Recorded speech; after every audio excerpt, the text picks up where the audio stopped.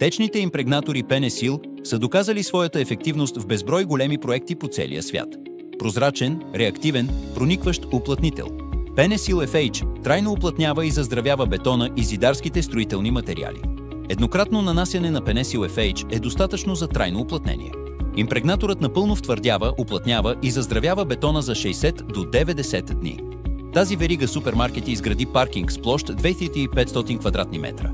Пенесил FH беше избран вместо епоксидните покрития, благодарение на своята икономичност и устойчивост. Пенесил FH създава устойчива на трафик, самополираща се повърхност. Външният вид на пода всъщност се подобрява с времето и по-интензивната експлоатация.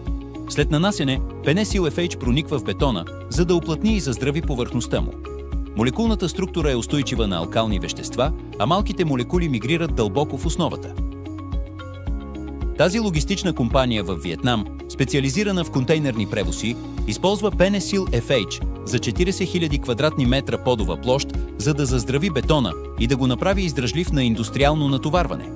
Търсейки устойчиво подово решение за новата си централа, тази компания за натурална козметика също избра Пенесил FH. Пенесил FH прониква в бетона и реагира със свободната вар и алкалите, за да образува твърда маса. Това трайно уплътнява порите и капилярите в бетона. Течните уплътнители Пенесил са проектирани перманентно да защитават, съхраняват и заздравяват бетона. Ефективността и надежността на нашите течни уплътнители Пенесил затвърждават позицията на Пенетрон като лидер в индустрията.